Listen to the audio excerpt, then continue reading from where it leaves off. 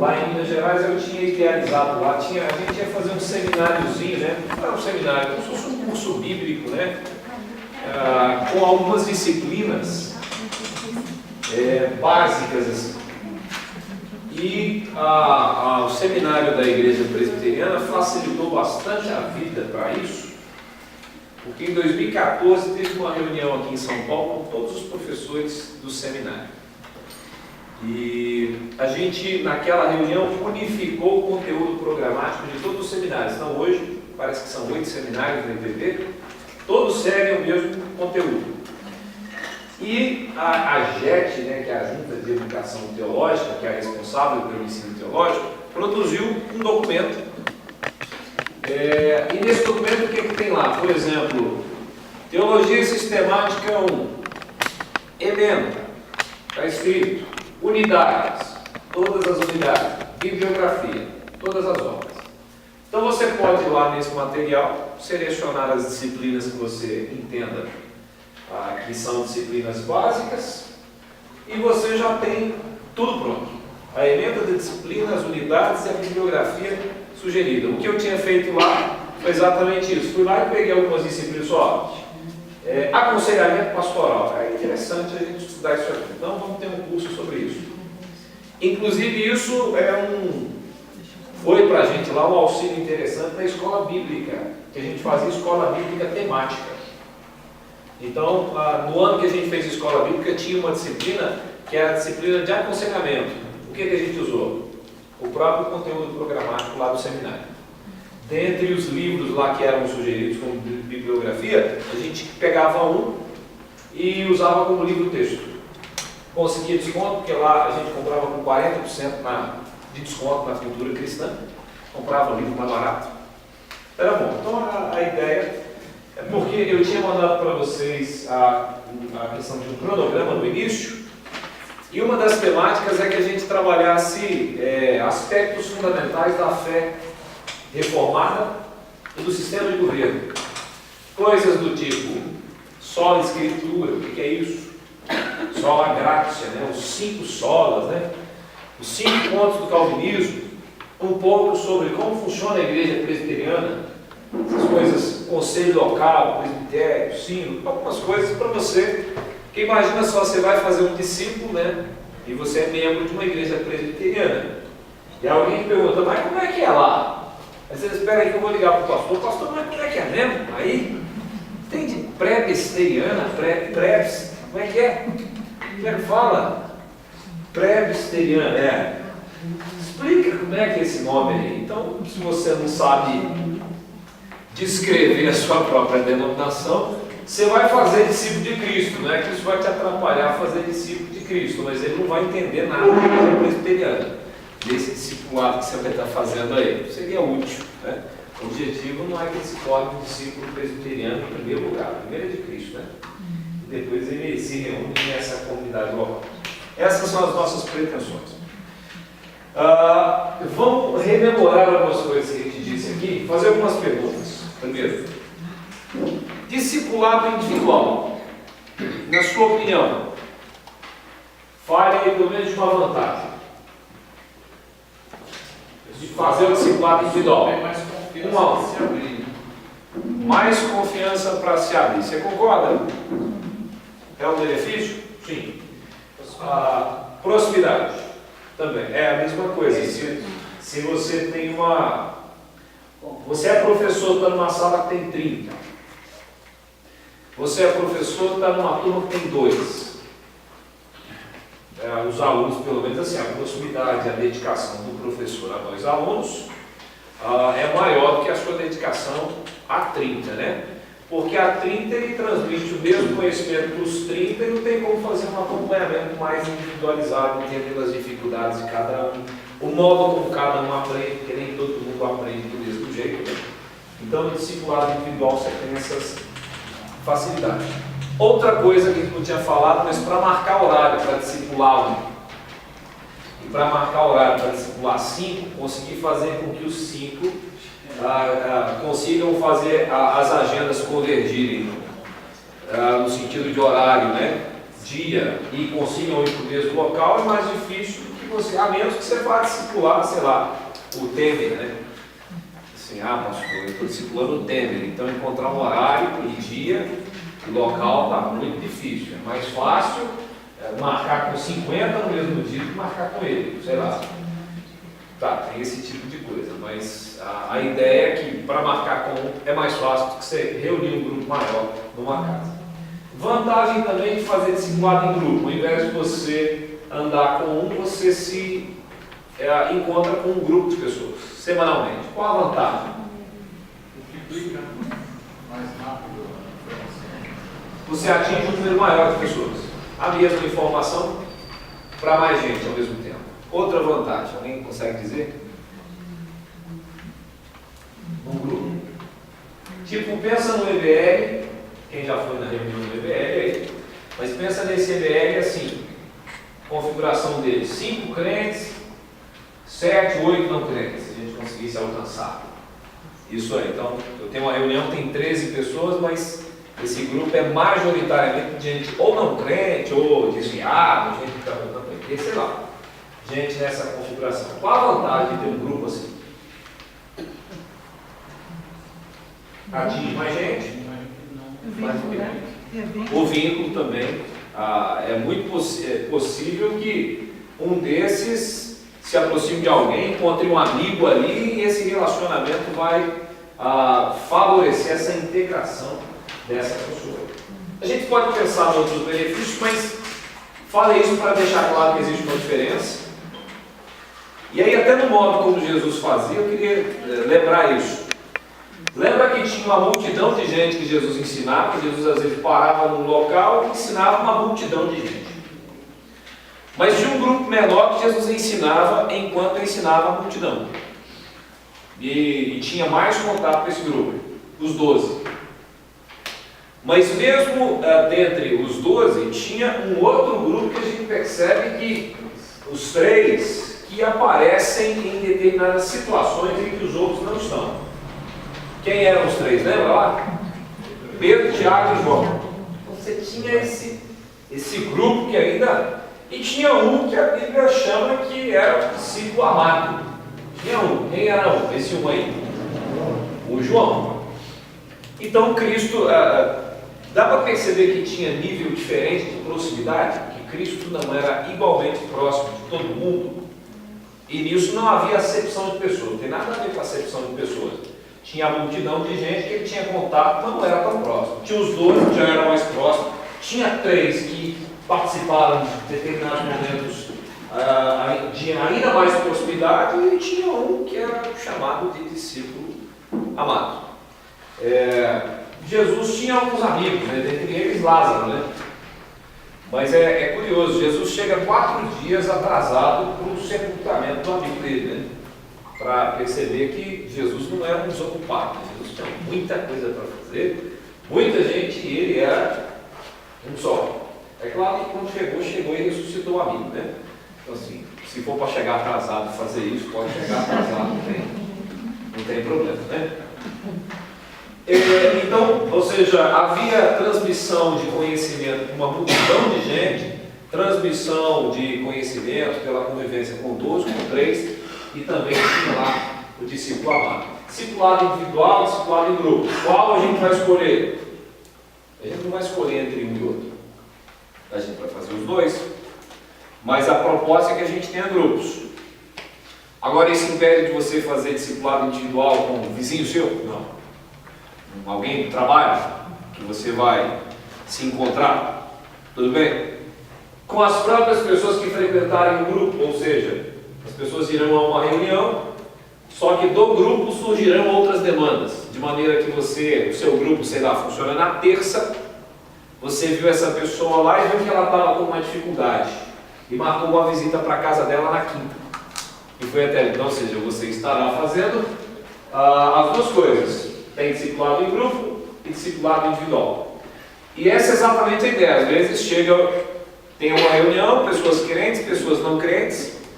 O líder, por exemplo, vira fulano, eu queria que você desse uma atenção especial para a pessoa tal. Dá uma ligada, vai na casa, chama para ir na sua casa. Então a gente vai fazer discipulado individual e em grupo ao mesmo tempo. Encontros semanais, vocês lembram do que a gente falou aqui? Qual que seria aí o desejável? Muito embora a Bíblia não estabeleça uma regra para isso, mas o que seria desejável? Mensal, quinzenal, anual, semanal, para os grupos. O que a gente entende aí que seria razoável? Semanal. Se a ideia é prosperidade, então quinzenal, sei lá, eu vejo a minha sogra de 15 em 15 dias. Já tá bom, né? Sogra, 15 dias, poxa, tá ótimo. Eu vejo a minha sogra todo dia. Coisa boa, né? A gente sabe que quanto mais perto, mais recorrente, mais amizade, mais relacionamento. Então, só que ter essa reunião todo dia, né, talvez fique impraticável. É semanal. Mas não tem assim, não é pecado. Fizemos de 15 em 15. Como eu já disse para vocês, nesse tipo de modelo você encontra de tudo. Tem grupo que começa de 15 em 15, depois passa para semanal.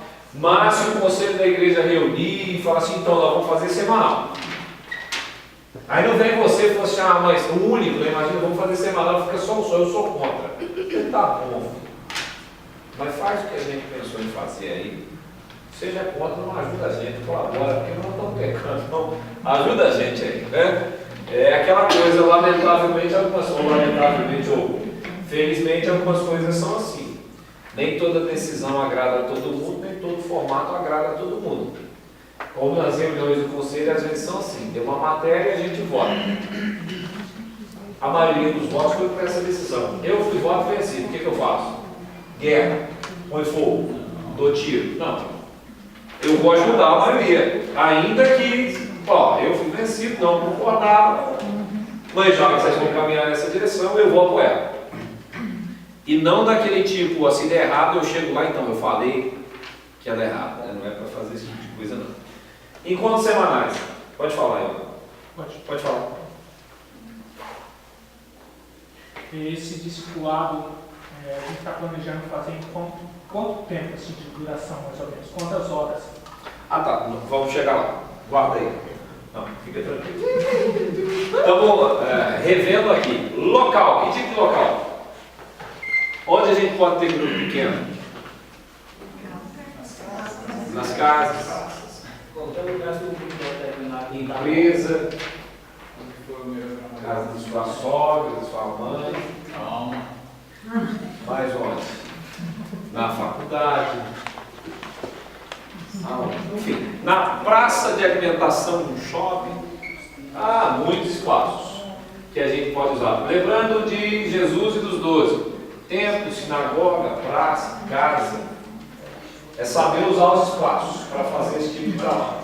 Né? À vontade. Tamanho do grupo. Tem uma regra? Também não tem. Tem gente que defende grandes grupos. Tem gente que defende grupo pequenininho. Como eu tenho falado para vocês da Igreja Batista Central lá de Belo Horizonte. Lá começa com 3. São grupos de 3. E cada um dos 3 é desafiado a apresentar 3 nomes de pessoas não crentes. Então, 3. Cada um apresenta 3 nomes. São 9. Mais 3, 12. Eles oram durante um tempo antes de convidar as pessoas. Depois convidam. Imagine que no primeiro encontro, as 9 pessoas por quem eles oraram estejam presentes. É um grupo com 12, então, na primeira reunião. Imagine que a primeira reunião tenha sido churrasco. Não foi muito não, fez um churrasco que convidou. No momento do churrasco, alguém chega e diz, estamos criando um grupo aqui. Vamos estudar a Bíblia. Você foi convidado hoje, você é uma pessoa especial para a gente. Queremos que você volte semana que vem, nesse mesmo local, nesse mesmo horário. Segundo encontro, sem churrasco. Dos 9, quantos iriam? 2. Não sei. 2 foram. Veja bem, 2 meses de oração por gente não crente. Não tem regra, mas imagine que a gente escolha fazer o seguinte. Montamos um grupo aqui, eu e o Massal. A gente definiu que vai ser na casa do Massal. Encontro semanal. Nós 3. Primeira reunião. Wilson leva 3 nomes. Massal 3 nomes. e eu 3 nomes. Eu apresento os meus 3 nomes numa sala para o Wilson. Ó, o João não é casado, não tem tantos filhos, o João é carpinteiro, fala o João está com problema no casamento, está querendo deixar a mulher, não sei o que, o João está doente, não sei o que, esse é o João. Descrevo os meus 3, cada um deles faz a mesma coisa, e depois que a gente fez isso, a gente tem um momento de oração. Nós oramos por essas pessoas, e depois a gente toma a sopa que o Wilson fez, bate um papo, acabou a nossa reunião. Semana que vem, a mesma coisa. A gente passa 2 meses, nós os crentes, nós 3 apenas, nos reunindo na casa de uma sala para orar. E a gente não ora só lá, a gente ora durante a semana, a gente escolhe dias para a gente jejuar por essa causa, colocando a vida dessas pessoas diante de Deus. E aí depois dos 2 meses chega o dia de convidar. A gente junto estabelece qual vai ser o dia do convite. E aí a gente pode usar inteligência, sabedoria para fazer esse convite aí de maneira bem legal, anunciando então como? Um churrasco, um almoço, alguma coisa. E agora sim, depois de orar durante 2 meses, agora eu entro em contato com aqueles por quem eu orei para convidar. Só que nesse período eu já estava me aproximando deles, né? Porque a coisa é a proximidade, você tem que ser próximo, tem que estar desenvolvendo algum relacionamento, tem que tentar ser legal, agradável, não é negociar seus valores, mas alguém simpático, né? Que está demonstrando amor, enfim, essas coisas todas. Aí a gente convida para o jantar, finalmente essas pessoas foram, aí o trabalho continua. Pense que depois de, sei lá, 2 meses, esse trabalho todo, esse grupo de 3 tem agora 2 não crentes, depois de 2 meses. Se esse grupo, aqui apenas, com esses 2 crentes, esses dois não crentes, no final do ano, permanecerem nesse grupo, veja qual é o percentual de crescimento da nossa igreja. A cada 3 membros, cada 3 membros ganham 2. Cada 3 membros ganham 2. No modelo atual de igreja, é mais ou menos assim, cada 50 leva 1. Ou cada 100 leva 1. Isso numa estatística bem assim. Agora, sei lá, vou pensar no modelo de igreja presbiteriana de Pirituba. Cada 150 por ano trazemos quantos não crentes?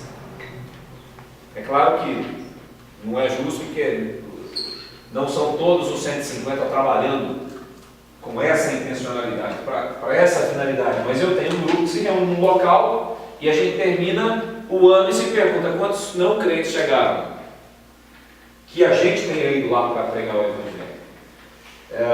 Então você percebe que quanto menor o grupo, se eu monto um grupo com 3 e desafio cada um a apresentar 3, e durante o ano essas 3 pessoas trabalham intencionalmente buscando esse resultado, por assim dizer, a gente aumenta muito a possibilidade da gente fazer novos discípulos.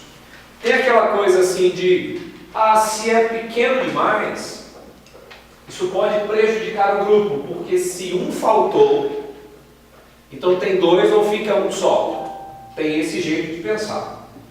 O outro jeito de pensar é quanto menor o grupo, mais vergonha a pessoa terá de se ausentar. Você entendeu? Poxa, só tem 3, eu ainda não venho. Brincadeira, né?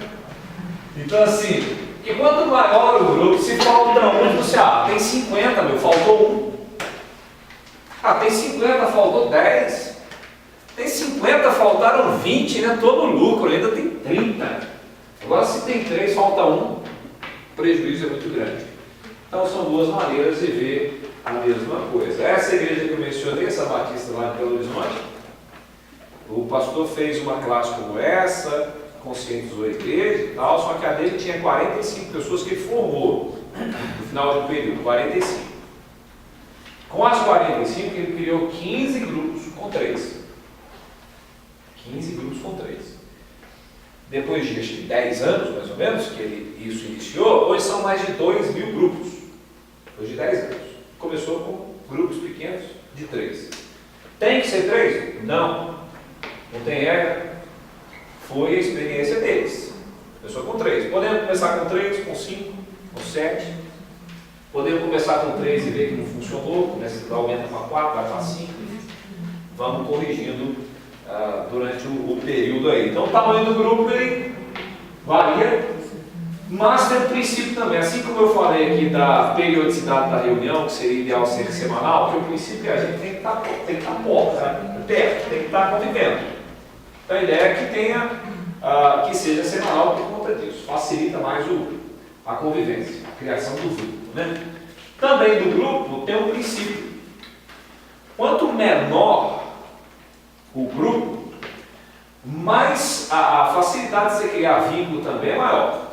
Se a gente começa com grupos muito grandes, a gente não está fugindo tanto desse modelo de reuniões no prédio, aqui, por exemplo, a gente coloca 100 pessoas aqui numa reunião. Você vem aqui num culto dominical, com quantas pessoas você consegue interagir num grupo de 100?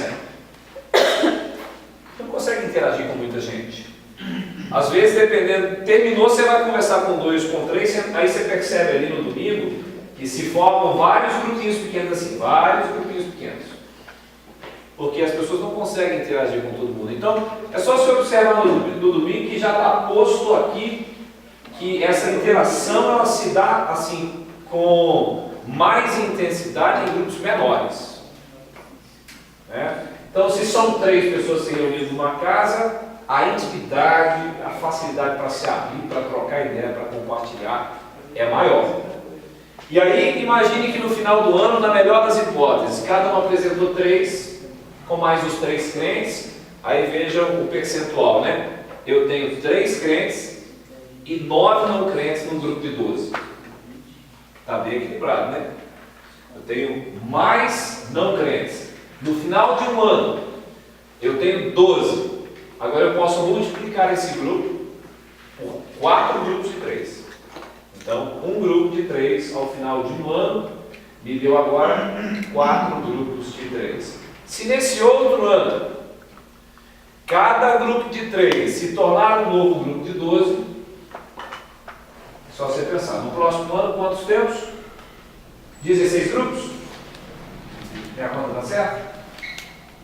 Eu crio um grupo de 3. Ao final de um ano, esse grupo se multiplica. Tem agora 4 grupos de 3, porque ele tinha 12. Agora, no final de um ano, cada grupo de 3 atingiu 12 também. Então, cada um destes 4 grupos de 3 agora se tornou 4 grupos. Então, eu tenho 16 grupos no próximo ano.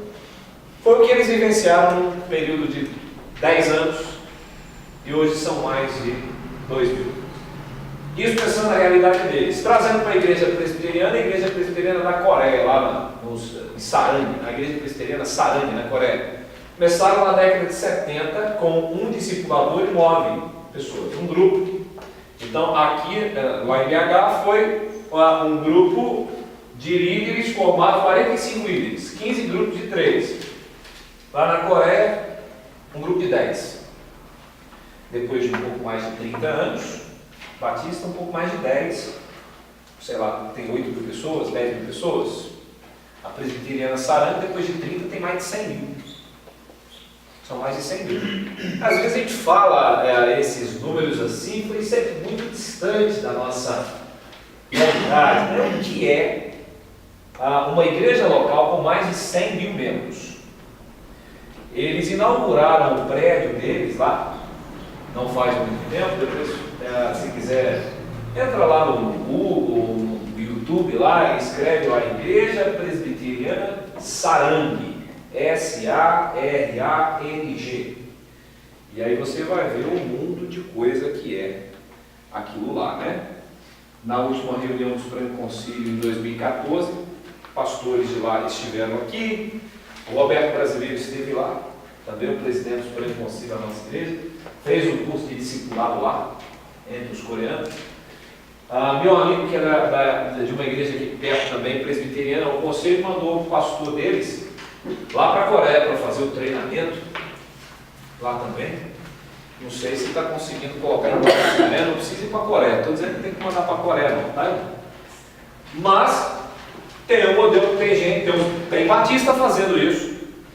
mas tem presbiteriano também fazendo. Aqui no Brasil, a igreja lá do Zé João também funciona no modelo de grupo pequeno, que, se eu não estou errado, é a maior igreja presbiteriana, ela é da IPB, a maior igreja presbiteriana no Brasil, tem cerca de 10 mil membros.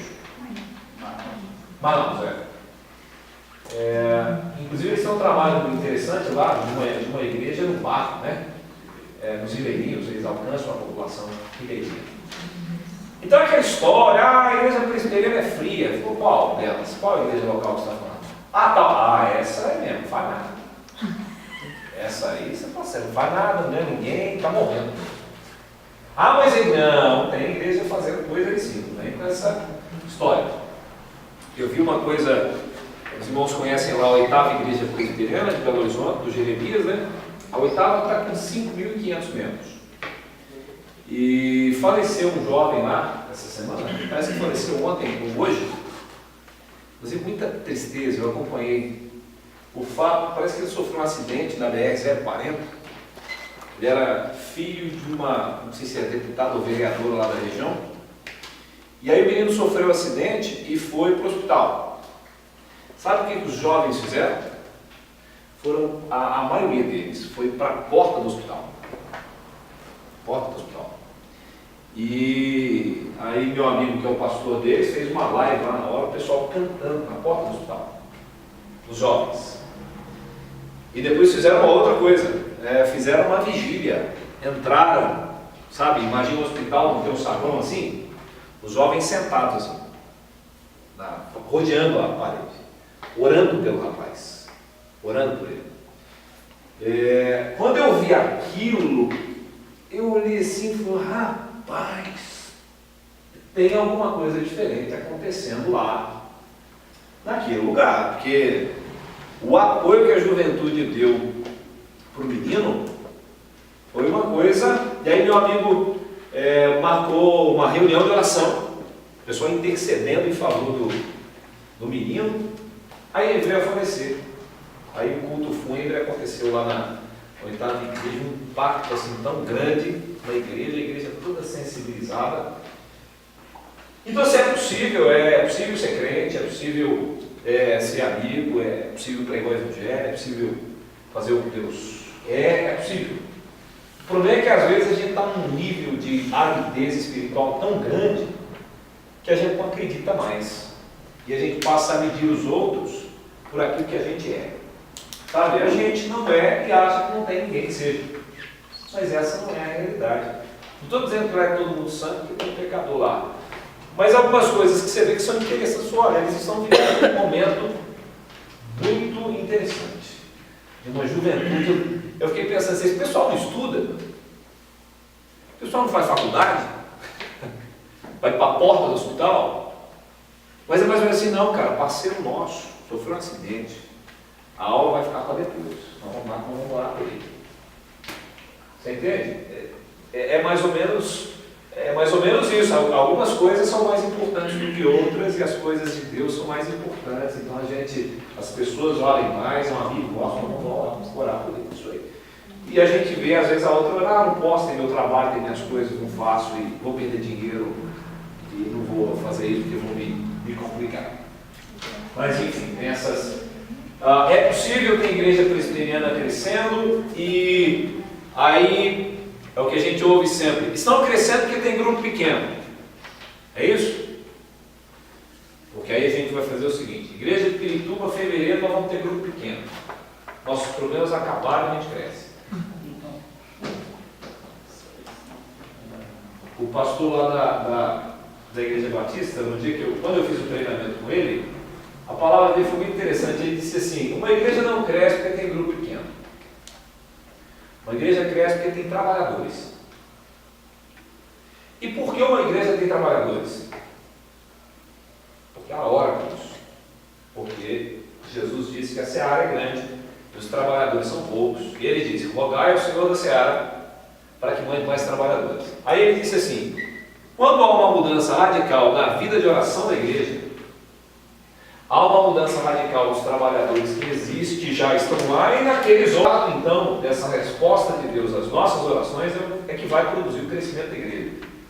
Então todo mundo concorda que é o seguinte: o que precisa mudar mesmo é a intensidade e a veracidade da nossa comunhão individual com o Senhor Jesus. Se cada crente da igreja presbiteriana local de Pirituba experimentar uma transformação radical na sua comunhão com Cristo, as coisas irão mudar. Caso contrário, será só mais uma metodologia que não vai dar em nada. Esse é o crescimento cristão. A menos que Deus tenha muita misericórdia e comece a jogar pecador aqui dentro assim. Mas caso contrário, não é assim. A primeira mudança tem que ser individual, Esse é o crescimento cristão. de comunhão com Deus, de andar com Cristo, sabe? De expressar esse caráter de Cristo, de maneira que o mundo veja, como a gente tem falado, aí as coisas. Então, eu já falei isso para vocês, o grande receio de trabalhar com esse tipo de coisa é de você só estar vestindo de fundo com uma roupa diferente. O grande receio é esse. Você trabalha, treina, não estou falando de vocês, dou graças a Deus, porque vocês estão aqui se esforçando, Deus sabe disso, conhece o nosso coração. Mas nós fazemos parte de uma comunidade local que tem mais gente. E a gente inicia as coisas, então, em termos de comunidade local, a gente só está trocando a roupa do defunto, ou a gente vai experimentar de fato. Só que sabe o que é bom nesse trabalho, que eu sempre achei assim, muito legal? É que você pode fazer muita coisa com pouca gente. Se você tem 150, 200 pessoas, e a gente consegue criar um grupo com 3 pessoas, mas assim, é Pedro, Tiago e João, sei lá. Gente firme. E esses 3 se propõem, cada um deles, a ganhar 3 no ano. Se a gente chega no final do ano, e esses 3 foram usados por Deus para ganhar 9, esses 9 que a gente ganhou no ano, rapaz, é mais do que aquilo que se ganha no sistema atual. E bota ano nisso para ganhar 9, não cansa. Então é uma coisa que com pouca gente você faz. Com mais gente você faz mais.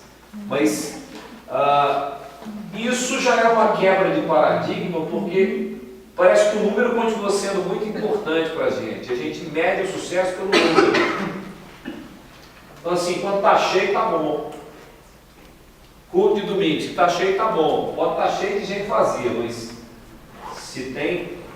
se o prédio está cheio de gente, está legal. E isso aqui é uma inversão. Veja bem, alguém pode perguntar assim, mas você se reúne na sua casa toda semana? 3 pessoas se reúnem lá? Essa igreja sua está falindo, hein, meu? 3 pessoas? O que vocês fazem lá? A gente ora. E o que vocês fazem durante a semana? A mesma coisa. E os 3 oram por uma única finalidade. E a gente jejua por isso também. E eu vou te falar que essa reunião de 3 crentes que oram na reunião e todos os dias e jejuam, ela pode frutificar. E frutificar muito, e muito mais do que outros tipos de reunião que possuem outras finalidades e que dão às vezes para a gente uma falsa sensação de trabalho bem feito e bem realizado. Sabe, você pensa assim, reunimos 3 pessoas e orando. E aí é uma coisa assim, orou um dia, que a gente é imediatista e gosta de pegar alguma coisa, né? Terminou a reunião, orou, você olha assim, e aí, né? O que aconteceu, né? Na semana seguinte, você ora de novo pelo mesmo João, 2 meses orando pelo João. Mas cadê o João? Eu nem conheço esse João. O legal é que ao final de 2 meses, o João era meu convidado, tá, Marçal? Aí eu chego perto do Marçal e digo, senhor Marçal, fala para mim do João. O Marçal vai falar do João como se fosse amigo dele. E aí vamos pensar que o João lá na sua casa um dia que eu convidado. Na hora que o João chega lá, como é que você acha que o Marçal vai receber esse cara? Porque o Marçal conhece ele sem o cara saber que ele é conhecido pelo Marçal, né?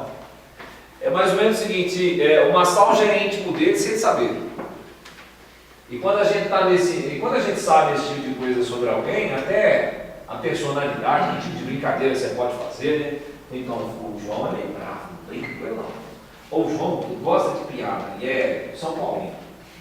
Então, você já dá informação. É claro que não é para o Massal chegar assim, então o Daniel falou, cara, que está com problema com sua família, né? Sua mulher. A gente conversou sobre a sua vida aqui. 2 meses que ficou falando da sua vida.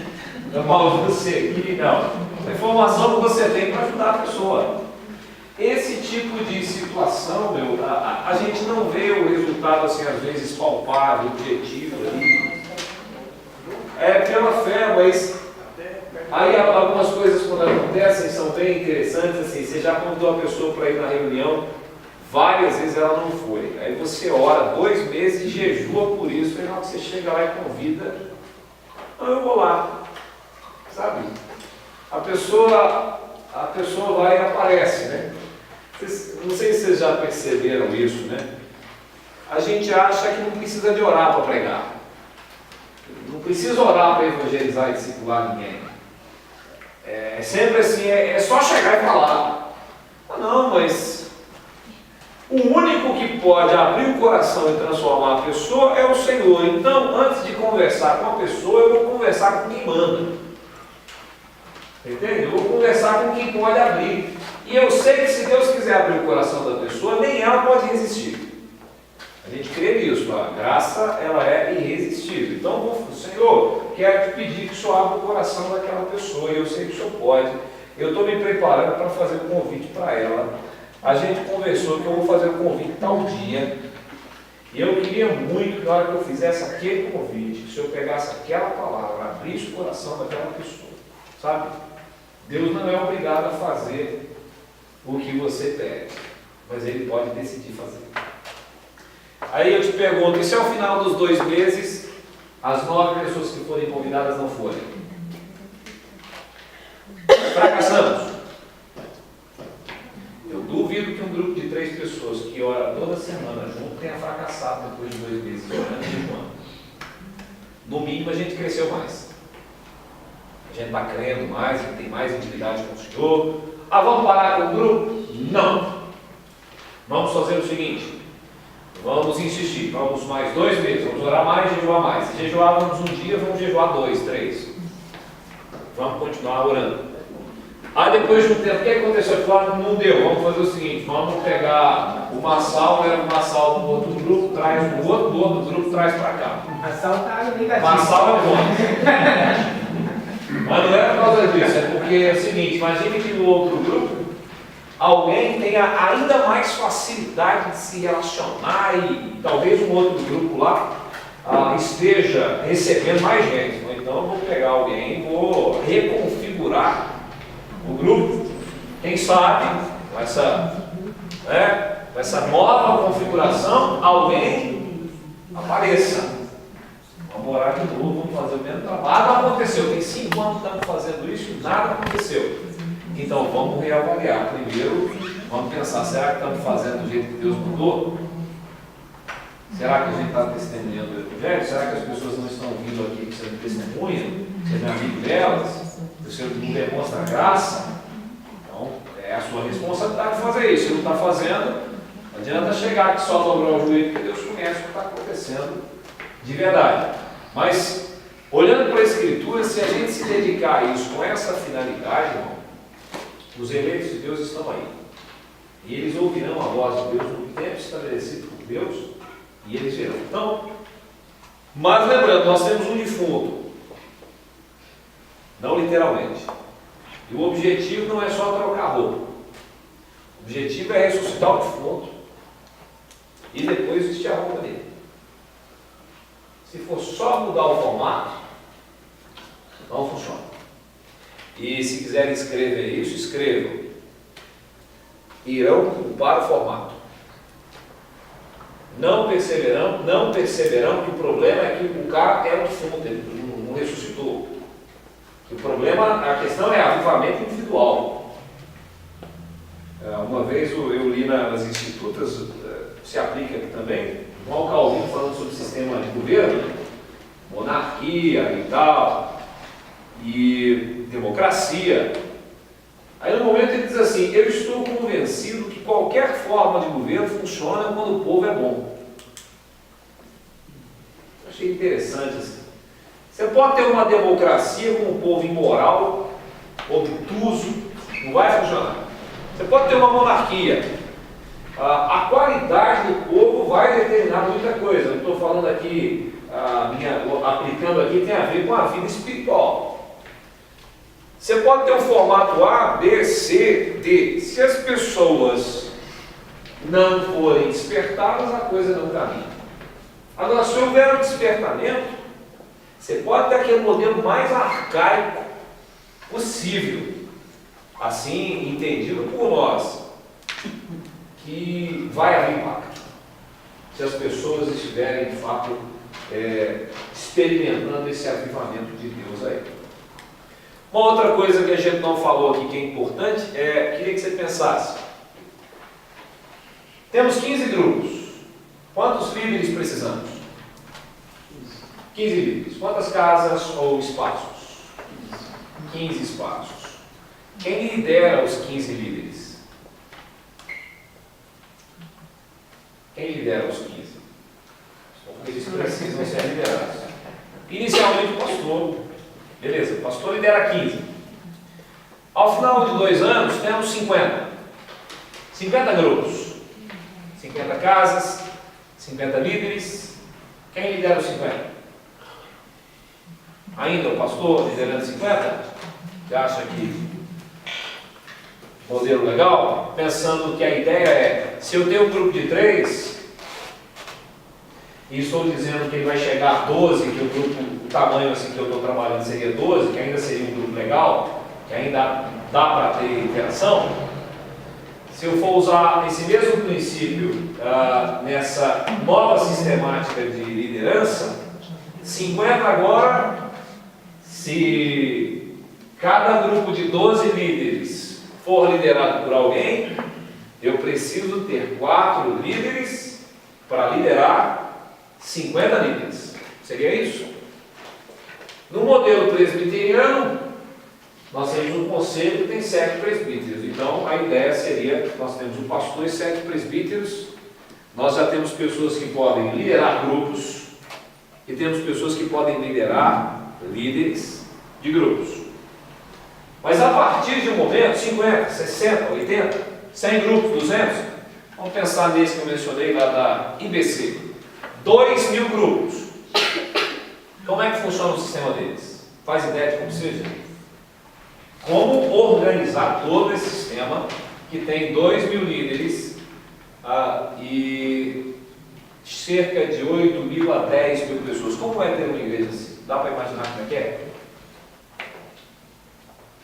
Lá os nomes variam também, porque não tem regra para isso, né? Mas esse líder do grupo pequeno aqui é um líder. Acima do líder, aquele que vai liderá-lo, é o discipulador. O discipulador, então, lidera um grupo de líderes.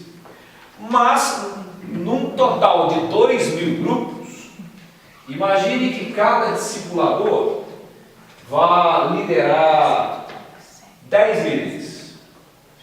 Se eu tenho 2.000 líderes, quantos discipuladores eu precisaria para liderar 200? Preciso de 200 discipuladores. Agora, e para liderar os discipuladores? Se eu tenho 200 discipuladores, quantos supervisores eu precisaria para liderar 200? 10, 20. 20. Então eu tenho aí 20 supervisores. E para liderar 20 supervisores, eu preciso de 2. Vamos pensar que eu tenho 2.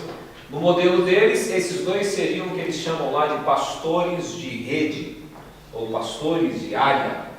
Então imagine, eu tenho 2 pastores, um deles lidera 10 supervisores, o outro lidera 10, e cada supervisor lidera, como ele falou, um grupo de 10 discipuladores, que por sua vez lidera um grupo de 10 líderes. E cada líder desse pastoreia um grupo que vai até 12 pessoas.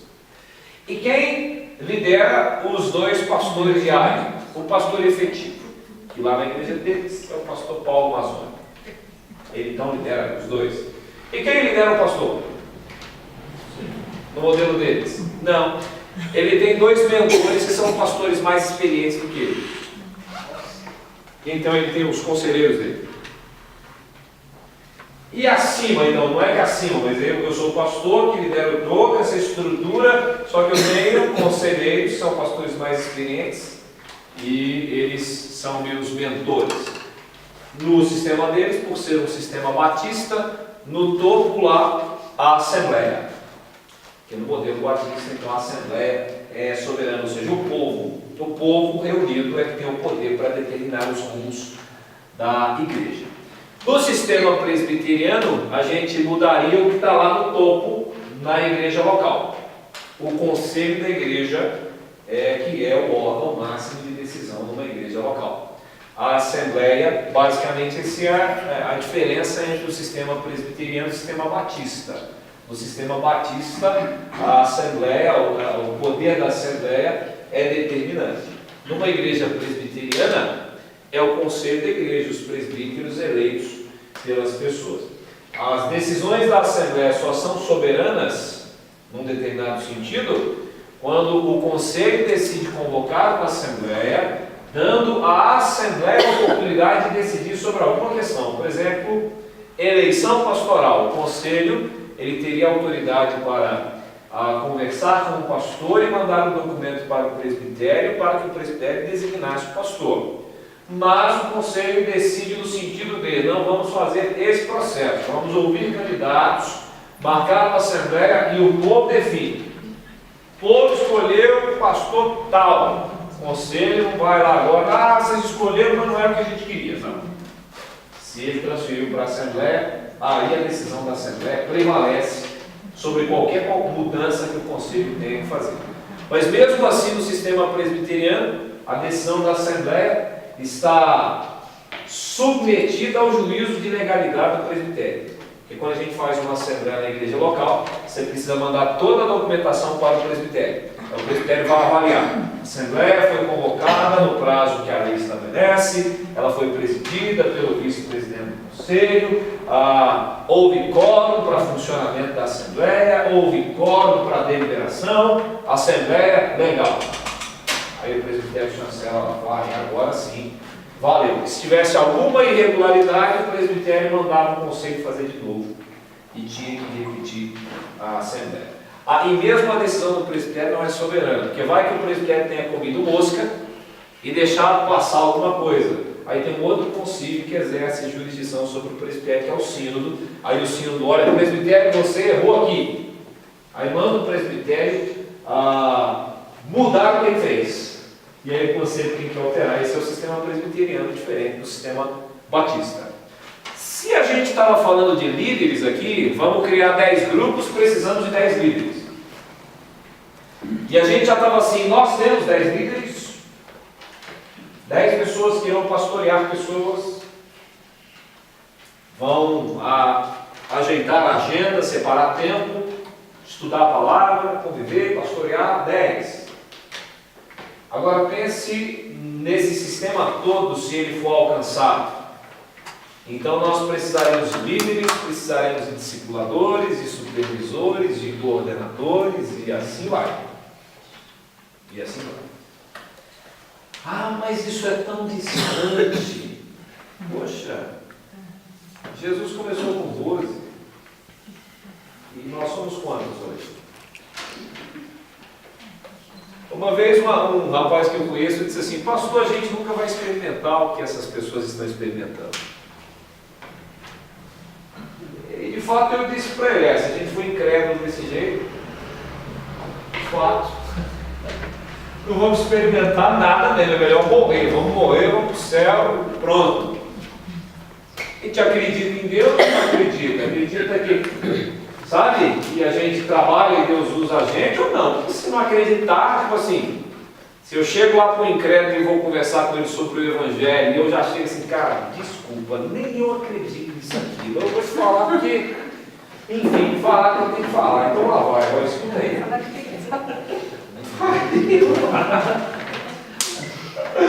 Aí a gente fala assim, então, nem fala, meu, nem abre a boca não, fica quieto no seu canto, não mata cheio de vergonha não.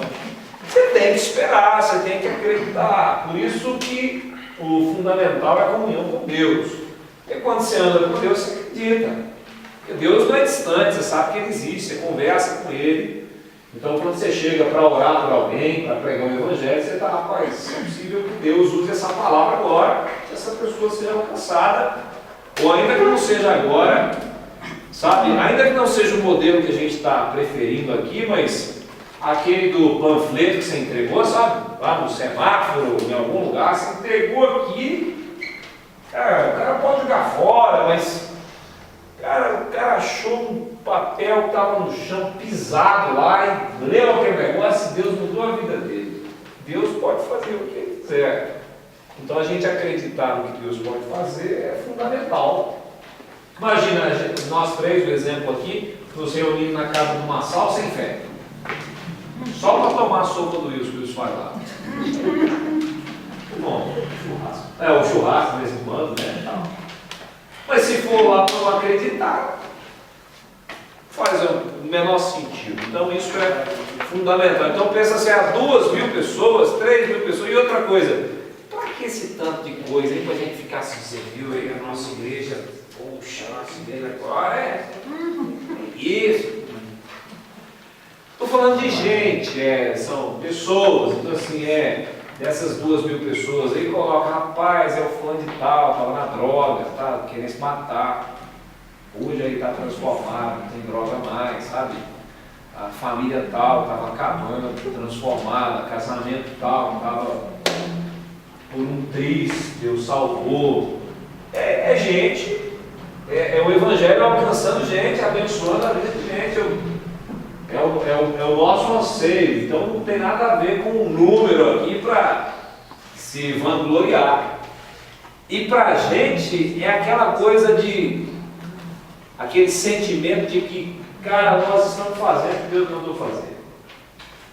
A gente não está perdendo tempo aqui, nós estamos fazendo o que Jesus mandou fazer, eu fui alcançado, estou compartilhando e Deus está alcançando as pessoas. Esse é o objetivo. Então olha só.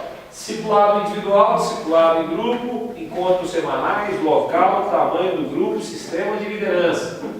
Acaba com o conselho da igreja? Não acaba. Só que surgem novas lideranças. Aí, na igreja onde eu estava, quando a gente criou os primeiros grupos, nós criamos 7 grupos. Nós tivemos um culto especial para a multiplicação daquele grupo inicial. Nós treinamos 49 pessoas. Então criamos 7 grupos com 7 pessoas em cada grupo. Naquela noite, o conselho da igreja foi à frente, todo o conselho. Nós convidamos os 7 líderes, eles foram até a frente, o conselho estava aqui, os líderes se colocaram também conosco lá à frente. E eu falei em nome do conselho, porque isso já estava certo, falei, irmãos, esses irmãos foram escolhidos pelo conselho da igreja para liderarem os grupos que estamos criando aqui no seio da igreja. Eles estão liderando sob a nossa liderança, com a nossa aprovação. Eles participarão mais ativamente da vida cotidiana de vocês. Muitas questões de vocês irão levar para eles imediatamente, porque eles estarão lá semanalmente com vocês. E nós oramos por esses novos líderes naquela noite, com a esperança de que a igreja reconhecesse neles a liderança. E o fundamental para esse novo líder, imagina eu como pastor, chego lá, esse aqui é um novo líder, esse que está sentado, esse sem vergonha, o conselho não tinha ninguém pior para escolher, tinha que ser esse, e ele vai ser o meu líder, não tem como trocar não, eu posso ir para outro grupo. Então assim, ser crente é fundamental, né? E a gente não vai escolher qualquer um para ser líder. O pecado não tem ninguém, mas de fato você vai tentar procurar gente que está disposto, gente que está procurando servir a Deus para colocar como líder. Aí como é que a vida da igreja muda? Como é que mudaria a sua vida? Se você vem aos domingos aqui, então você já tem um compromisso, vem de manhã, vem à noite. Durante a semana, qual seria a sua dedicação? Você tem mais um encontro. Você tem um encontro. Se você é líder, você tem um encontro com o seu grupo, mas você tem responsabilidade com o seu grupo. Você está pastoreando um grupo de pessoas. Imagine que já tem gente não crente no seu grupo, você está pastoreando, sei lá, 7 pessoas não crentes, que são sua responsabilidade. Você tem 3 pessoas crentes no seu grupo e tem 7 não crentes. Você é o pastor daquele grupo. Você tem que assistir aquele grupo. Só que além disso, você terá um encontro com o seu líder. E aí esse encontro do líder com o líder, ele não é semanal, né? Geralmente a gente faz encontros ou quinzenais ou mensais. Então você tem a reunião do seu grupo semanalmente, você tem uma reunião com o seu líder quinzenalmente ou mensalmente. Esse tipo de trabalho, com o passar do tempo, dá muito trabalho. Muito trabalho. E muito trabalho bom. Porque é o tipo de trabalho que objetiva fazer aquilo que tinha que estar no coração da igreja. Então por isso que é muito trabalho bom. Tem gente que acha que isso aqui, você, então quer dizer que o pastor está querendo jogar o serviço dele nas costas do povo. O povo trabalha enquanto ele fica na boa. E agora tem um tanto de gente para fazer o trabalho, né? E o pastor fica no que suco, né? Moisés e o conselho do sogro dele, do Jetro. Você não consegue resolver todas as demandas do povo. Você vai nomear a gente o chefe de tanto, chefe de tanto, chefe de tanto. Isso não é esperteza, isso é inteligência. Diferente. E mais do que uma inteligência qualquer, é uma inteligência espiritual. Uma inteligência bíblica. Centralizar é matar. Centralizar a vida da igreja num grupo pequeno de gente é avacalhar com o trabalho da igreja e sobrecarregar as pessoas. Mais trabalhadores é a vontade de Deus para a igreja. Não é esperteza pastoral. Jesus disse que a gente tinha que orar por isso, para que hajam mais trabalhadores. De vez em quando aqui, se você puder passar aqui na secretaria, você ver qual que é a dinâmica aqui cotidiana, você vai ver como fica mais clara a necessidade de mais trabalhadores. Tem dia que chega a informação de que 3, 4 pessoas estão internadas no hospital. Você vai onde? Aqui em São Paulo, dá para ir mais de um hospital? Quando você sai assim? Vão ficar sem assistência. E você escolhe quem para visitar? O marido? Mais bonito? O que está no hospital mais perto? Então, não tem jeito. É impraticável centralizar o trabalho. Então precisamos de mais trabalhadores. Agora, se quem está doente é do grupo do Murilo, o Murilo é o líder lá, o Murilo vai visitar a pessoa lá. Pronto, foi visitar daqui a pouco. Só que aí tem que haver uma mudança de consciência. O Murilo visitou, a pessoa foi assistida, não tem que ficar naquela, não, o pastor não veio aqui, é porque ele estava no outro hospital, mas por que ele não veio primeiro? Então, porque, enfim, não dava, né? Não dá não. Mas a oração do pastor aqui, né? O pastor assim com Deus, irmão. Deus ouve o pastor, Deus ouve mais ninguém. Então, tem que haver uma mudança de consciência.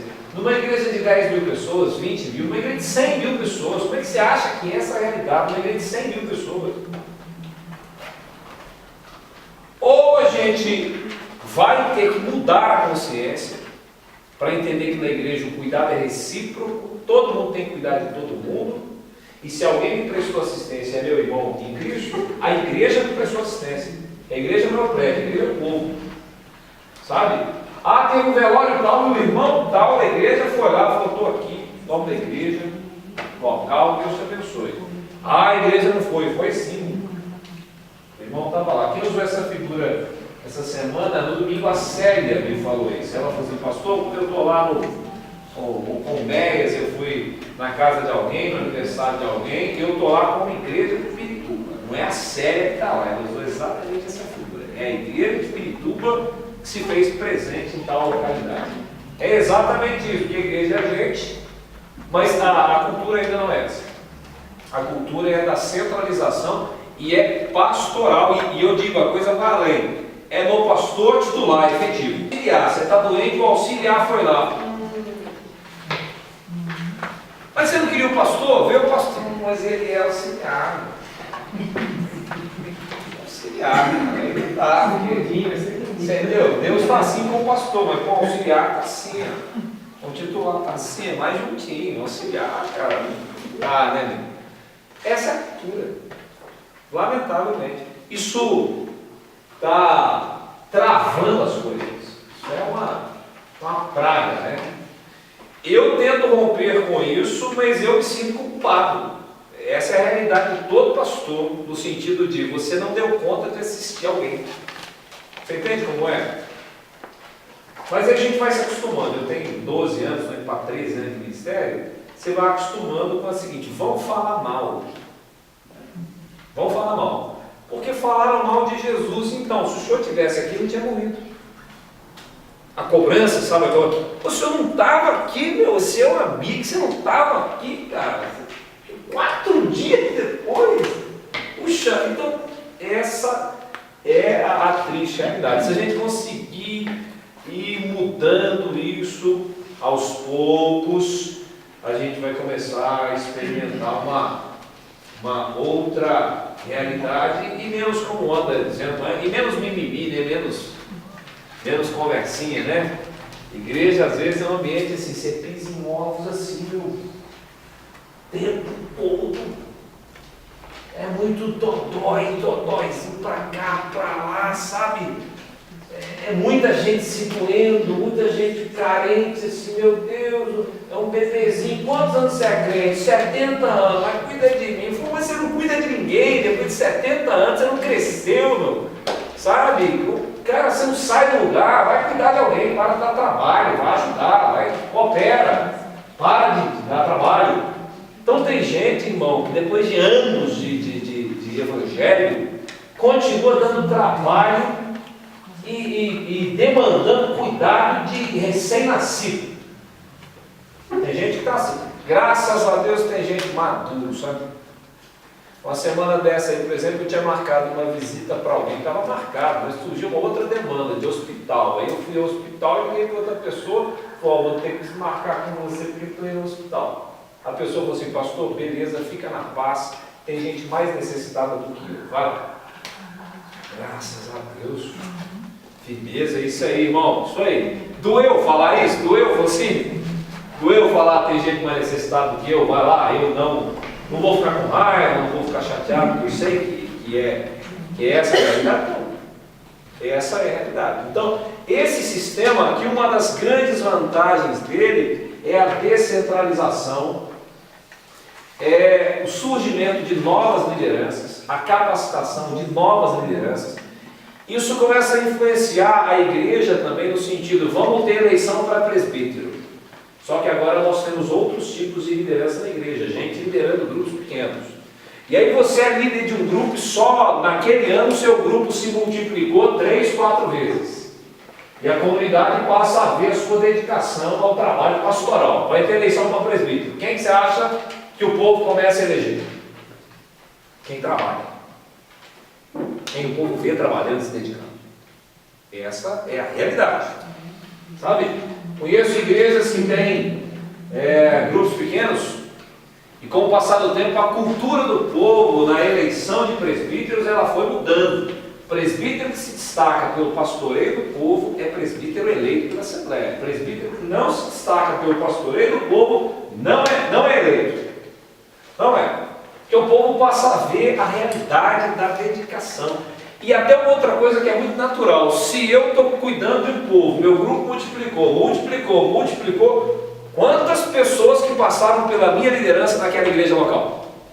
Quantas pessoas? E aí vai ter uma reeleição para presbítero. Meu grupo já multiplicou 20 vezes e eu sou supervisor de líder na igreja. E as pessoas veem o meu trabalho. A possibilidade que elas votem em mim para que eu continue sendo líder é muito grande. E se alguém não se destaca nesse trabalho de pastoreamento e de discipulado, chega um momento que as pessoas passam a não votar. Então a seleção ela começa a acontecer tendo em vista a dedicação do presbítero ao trabalho da igreja. Uma igreja em Minas Gerais, uma igreja menor, mas ela tinha 18 grupos pequenos na igreja presbiteriana do Eldorado. Isso aconteceu. Alguns presbíteros começaram a não serem reeleitos. Aí, mas por que eu não estou sendo reeleito? Sou presbítero aqui há 4, 5 mandatos. Sabe? Por quê? Então, né, cara? Não é pelo dinheiro mais. Não é pelo status. Não é por isso. Não é porque você é legal. São algumas coisas que acontecem às vezes na eleição de presbítero. Presbítero fulano e tal é legal. Então a gente vota porque é legal. Conta piada. Legal. É muito inteligente, muito capacitado, intelectual. Professor universitário, pós-doutorado na Europa. Os caras têm que ser presbítero. Muito rico. Tem que ser presbítero. O cara tem o maior dízimo da igreja. Tem que ser presbítero. Essas coisas as pessoas consideram isso para votar. Mas depois que você muda, não é. Tem que ser presbítero, que é pastor do povo. Pastoreia o povo, cuida do povo, cuida da família, sabe? Testemunha do Evangelho. Tem que ser presbítero. Que as pessoas veem no cotidiano. E isso vale para o pastor também. É a mesma coisa. Nossa, fala bem, né? Cuida do povo, se relaciona com o povo, sabe? O povo vê o pastor envolvido nas demandas do povo. Aí eu vou passar por isso, vai ter uma aí. Não sei o que o conselho vai fazer, mas é possível que tenha uma nova assembleia em 2019, quando o meu mandato vence. Já estou fazendo campanha, vote em mim, vou fazer um santinho, um negócio. Dá brinde, R$50 que eu tenho que votar em mim, vote de capricho, que está tudo certo aí. Não adianta, chega lá, pode ser. Se bem que atualmente, né, do jeito que o cara chega lá, você vai botar em conta para ficar, mas o que você sabe? Nada. Mas, poxa, legal demais o cara lá na frente, que olha, é assim, sabe? Tem gente que não vem às vezes. Tem gente que não vem não participa das reuniões às vezes. Há um ano e meio, quando a Assembleia ressuscita um tanto de defunto. Pô, cara, você é da igreja? Eu não sou, meu irmão, tá lá, me votar. Mas votar, irmão, você não sabe de nada que acontece aqui. O que você veio fazer aqui, irmão? Então, lamentavelmente é isso. Esse sistema, então, ele favorece essas coisas. Multiplicação de liderança, descentralização de liderança. A gente aumenta a possibilidade, porque esses grupos funcionam em regiões diferentes também. Então, a gente tem vários locais de reunião espalhados, por exemplo, no caso aqui pelo bairro, né? Como eu tinha sugerido, grupos de casais, ao invés de reunir 30 casais aqui, nós reunimos 5 casais em locais diferentes. Quais são as demandas? Eu tenho pedido para a gente se colocar diante de Deus nisso aí. Líderes e um critério para você tentar se avaliar. 7 horas de dedicação semanal para esse trabalho. Eu conseguiria essa dedicação de 7 horas semanais. Estou tirando o domingo aqui. Segunda a sábado, domingo, 7 horas. Eu vou precisar de no mínimo 7 horas para ser líder de um grupo pequeno. Eu vou precisar contatar as pessoas, eventualmente, não que eu tenha que conduzir a palavra toda a reunião, mas me preparar, fazer uma visita. Então, 7 horas, no mínimo. Eu precisaria. Rapaz, não consigo ter 7 horas. Não consigo. Você colocou a questão das coisas que podem causar o insucesso, né, do grupo, em termos de crescimento. Um deles obviamente, a oração. Mas eu tive a experiência de participar em alguns grupos na igreja que eu pertencia, alguns anos atrás, e a igreja tinha esse planejamento de ter grupos assim, ter alguns grupos lá. E não deu certo. Mas eu não tinha a maturidade para entender o porquê que não deu certo, mas avaliando mais precisamente, é que as pessoas oraram, as pessoas se prepararam, tiveram um treinamento baseado numa estrutura, etc., mas as pessoas de forma bem intencional não conseguiram ter sucesso porque elas não pregavam o Evangelho. Então o grupo chegava para estudar o livro de Abacuque, por exemplo. E aí eu ficava estudando o livro de Abacuque, nem o líder sabia direito como é que funcionava, qual era o contexto, saía totalmente fora do foco e não pregava o Evangelho. Estava lá pregando com boa intenção a Bíblia, que aquilo lá está na Bíblia, mas não era o Evangelho para as pessoas não crentes. Então, além da falta de oração e planejamento, etc., o crente mais experiente corre o risco de entender que algumas coisas básicas todo mundo sabe. E aí acaba não pregando o Evangelho, pregando outras coisas. O Anderson falou bem. Oração, a gente precisa de mais trabalhadores, mais líderes. Gente que abre a casa. Oração. Beleza. Mas eu estou me propondo a alcançar a gente não crente. Onde os não crentes estão? Onde eles estão? Estão no mundo, estão no meu trabalho, na minha vizinhança. Eu preciso ter contato com eles. Que tipo de contato? Ele precisa ver a luz de Cristo brilhando em testemunho. Cristianismo genuíno.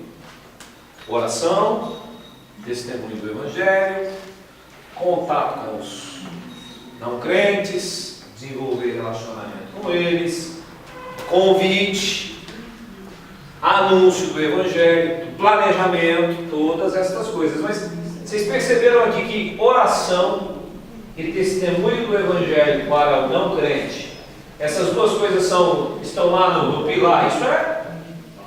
Isso é base.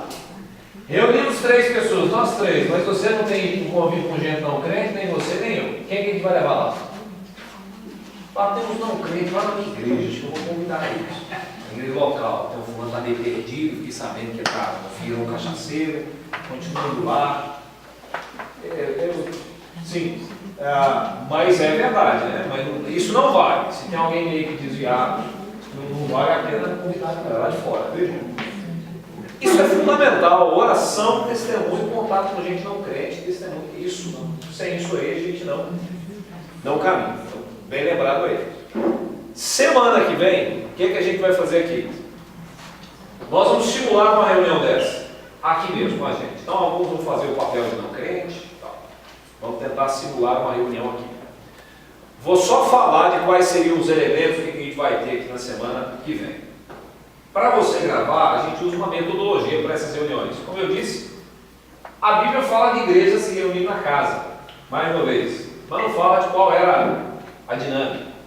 Se cantava, como é que é? Quantos cantam, como é que é? Não tem isso. É uma metodologia. A gente usa uma chamada de, a gente sintetiza chamando de 4 S, para facilitar. Primeiro momento a gente chama de encontro. Primeiro encontro. Aí varia algumas dinâmicas. Como a pessoa está chegando à sua casa? Às vezes do trabalho, da faculdade, seja lá, em algum espaço, estresse, trânsito e tal. Então, o momento em que o anfitrião vai receber bem a pessoa, teria que ter uma ocasião meio que para a pessoa desacelerar, sabe? Se acalmar, porque vem de uma série de questões, porque tem gente que já chega acelerado, né? Então, calma. Então, a dinâmica que a gente usava era o lanche a gente servia no início e às vezes se sobrava também tinha um lanchinho no final. Nem todo mundo chega no mesmo horário, tem gente que chega assim, tem gente que chega ali, então a pessoa já ia chegando, tinha um lanchinho ali. Então, se a gente marcou a reunião para as 8, pensa lá que a gente separe desse tempo aí uns 10, 15 minutos para esse momento do encontro. Envolve a pessoa chegar, se acalmar, cafezinho, um biscoito, e aí a gente faz uma dinâmica. Que dinâmica pode ser? Enfim, há várias ideias de dinâmica que a gente poderia fazer, algum tipo de brincadeira, que pode ir desde seu nome, seu bairro, sei lá, coisa simples, pedir alguém fazer uma roda para se apresentar, uma dinâmica de grupo. Enfim, não tem uma regra muito bem estabelecida, mas tem um princípio. Desacelerar, acalmar e preparar para a reunião. Então, o lanchinho ali, de alguma coisa para a pessoa se acalmar, porque senão você já começa a reunião, a pessoa do estresse, do ritmo que ela chega, de onde ela está vindo. Segundo momento é o momento de exaltação. O segundo é exaltação, aí é o período de cântico lá, você vai escolher as músicas. Aí varia, você tem gente não crente no grupo, como é? Que música que você canta? Como é que canta? Faz um cancioneirozinho com as músicas. O não crente é obrigado a cantar, canta aí, tá aí, tá vendo não? Canta aí. De maneira mecânica agora, vamos cantar o hino 299 do Inário Novo Cântico. Abra aí o Inário. É de maneira mecânica, mais informal. Qual é o caráter da reunião? Formal ou mais informal? É mais informal. O informal não entenda desrespeitoso. Quando a gente faz culto na casa, imagine que foi na sua casa, você está de chinelo, é pecado? É pecado vir de chinelo aqui? Também não, mas geralmente aqui você vem com sapato, tênis, não sei o quê. Mas está na sua casa, né? Se é na casa, está na intimidade. Às vezes o pessoal está ali sentado na mesa, do jeito, numa sala, outra no outro quarto lá na frente, não é isso? Tem casa aqui. Dependendo do tanto de gente que se reúne, o povo fica espalhado ali dentro. Tem uma coisa mais informal, os meninos batendo a cabeça, bagunçando, correndo, porque onde vai enfiar os meninos? Dentro de casa. É mais informal. Período de cântico, então, sei lá, 2 cânticos com mais naturalidade. Você vai fazer esse momento aqui. Depois a gente vai tentar simular o que seria isso aqui. Se tiver alguém que toca, legal. Se não tiver alguém que toca, opção. Sem instrumento nenhum, canto. Ou recurso. Já que é na sua casa, tem lá a TV. O que você pode colocar lá? Coloca uma música lá. Entra lá no YouTube, coloca lá. Inclusive, é um momento de adoração. Pode cantar junto, ou ouve, né? E assiste lá o que está acontecendo. Cumpriria também esse momento aqui, que é um momento de exaltação. Segundo é. Terceiro é edificação. O momento da palavra. Como é esse momento da palavra? Vamos abrir a Bíblia agora, aqui, senta aí, cala a boca, vamos. Não, informal. Como informal? Uma maneira. Vocês viram o que aconteceu essa semana, aquele atentado lá na Somália, coisa terrível, né? Vocês viram? Fala aí, o que você acha que esse tipo de coisa acontece? Fala comigo. Aí deixa o cara falar, então não crente. Isso aí tem que mandar matar esses caras. Aí o cara não fala. Aí se o cara fala uma besteira, mas você está falando um negócio desse, sai daqui, vai embora. Não dá lugar para você não. Miserável. A Bíblia diz o contrário, tá louco, não. O cara falou uma asneira do uso, legal você ter dado a sua opinião, a gente ouviu aí, depois a gente conversa mais sobre o que você falou aí, a gente vai aprender algumas coisas aqui. Mas eu queria que você pensasse no seguinte, já que você falou, tem um texto da Bíblia, aqui é a Bíblia, essa é a Bíblia. E a Bíblia fala o seguinte, eu escutei. De que maneira você entende isso aqui? Pergunta preferencialmente para o não crente. O que você entende isso aqui? Porque o cara nunca viu Bíblia na vida dele. Aí às vezes o cara fala uma besteira do moço, então. Tem alguma coisa aí que é legal, mas será que é isso mesmo? Pergunta para o outro não crente. Outro cara vai dizer, esse cara é maluco, é de esquerda, por isso que eu estou dizendo isso aí. Né? Os caras começam a brigar lá, falam, não, calma aí, né? Não é para brigar não. É uma conversa.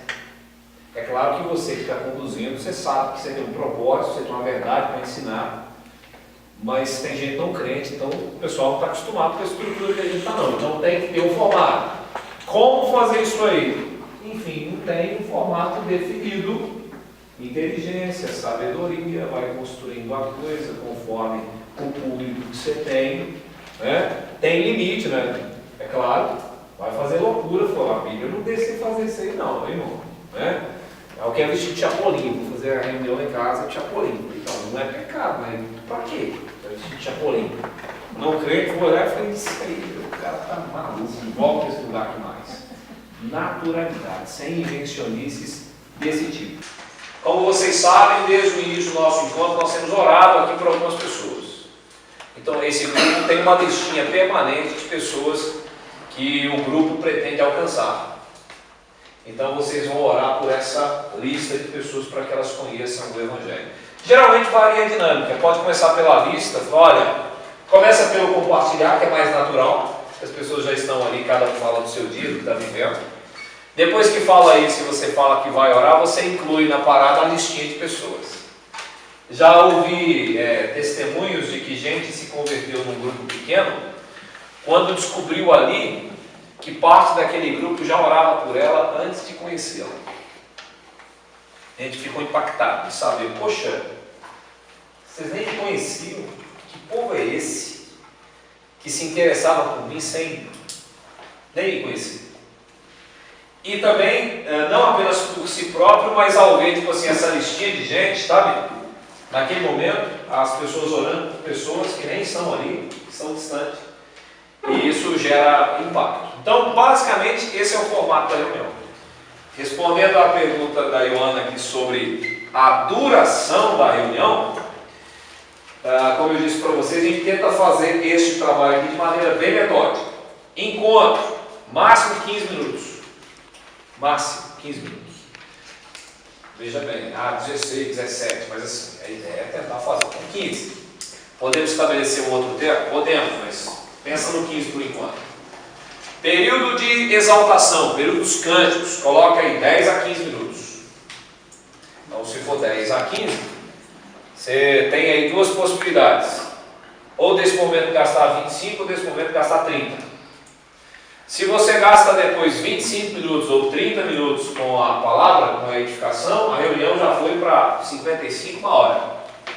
É a sua reunião. Momento de compartilhar. Se você coloca aí 20, 25 minutos, compartilhar e evangelização, 1h20, 1h30.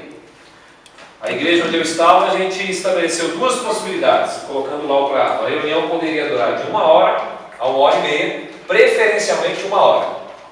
Então a gente diminuía esses tempos aí. Encontro, 10 minutos. Exaltação, 10 minutos. Palavra, 25 minutos. Compartilhar, 20 minutos. A gente colocava preferencialmente 1 hora. A reunião poderia se estender caso alguém quisesse permanecer, trocar ideia, aconselhar, comer mais alguma coisa, porque imagina, terminou a reunião, alguém quer algum tipo de aconselhamento. Mas aí já não há obrigatoriedade para o grupo conforme a demanda, porque aí também tem um anfitrião, tem um compromisso, então às vezes ficar lá na casa da pessoa até muito tarde. A ideia é que esses aconselhamentos sejam resolvidos no aconselhamento individual. Terminou a reunião, surgiu isso, a gente se vê amanhã. Amanhã eu vou lá na sua casa, a gente troca ideia, vamos sair, vamos comer uma pizza, vamos fazer alguma coisa e a gente troca ideia. Então, Ioana, o objetivo da reunião entre 1 hora e 1h30. O material didático para as reuniões, ou seja, a palavra, isso acontece naquela orientação que os líderes recebem do líder. Então isso é definido. Varia também as metodologias. Tem grupo que usa o seguinte: sermão de domingo repercute nos grupos durante a semana. Então o sermão que o pastor prega no domingo e aí não há interação, porque ele está falando, as pessoas estão ouvindo. Aquilo que ele pregou no domingo, o líder do grupo leva para a reunião do grupo durante a semana e aí agora ele pode compartilhar, as pessoas conversam sobre aquilo que foi pregado. É uma maneira de fazer, mas tem que estar tudo muito bem encaixado, porque a ideia é que você tenha não crente lá no grupo durante a semana. E talvez a pregação do domingo não tenha lá muito a ver com aquele contexto do grupo pequeno lá. Outra modalidade é o próprio, a gente fabrica o próprio material para estudo do grupo, com a nossa visão local. Outra possibilidade, você tem revista, porque tem revista não só para a escola bíblica, como também revista para grupos familiares, com temáticas preferencialmente sobre Jesus, sua pessoa, sua obra, pensando que você está recebendo gente não crente, sempre sobre quem Jesus é, sobre quem ele faz, evitando assuntos polêmicos. Você recebe não crente e já vai entrar, então, a predestinação. Aí tem crente que vai no grupo para discutir predestinação e tem um não crente lá. Então, não é assunto para cá, sabe? Então, tem que lembrar de qual é o objetivo e não entrar nesse tipo de discussão. Não é que isso não faz parte do Evangelho, mas é porque tem momento para tudo, né? Tem hora para tudo e isso caberia mais uma conversa pessoal. O discipulado individual, necessariamente o discipulado individual. Beleza? Então, semana que vem, na nossa reunião, vamos tentar simular aqui o que seria essa reunião. Então, se Deus quiser, nós vamos ter um cafezinho e eu vou tentar seguir o tempo. E depois a gente pensa no que a gente, qual será a nossa dinâmica. Eu vou tentar instruir vocês no sentido de quais serão os próximos passos até a organização dos primeiros grupos e que medida a gente vai ter que tomar para não deixar esfriar ou perder o foco, a direção do que a gente aprendeu aqui. Porque a gente não vai começar grupo pequeno em novembro. Essa não é a pretensão. A nossa intenção é que esse conteúdo vá para a escola bíblica dominical. Aí você pode pensar assim, então eu não vou vir na escola. Já passei por isso de novo? Não. A sua presença na escola bíblica dominical tem uma finalidade.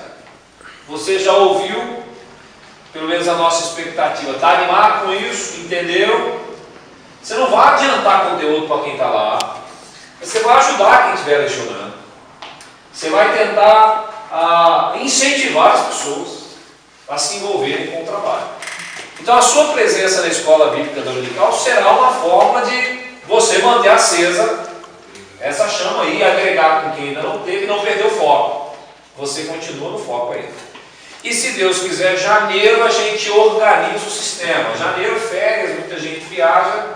Não vamos iniciar o grupo aí em janeiro. Vamos estabelecer direitinho uma data para a gente começar isso em fevereiro. O culto que a gente vai ter, quem serão os líderes, quem é anfitrião, que tipo de grupo a gente começa.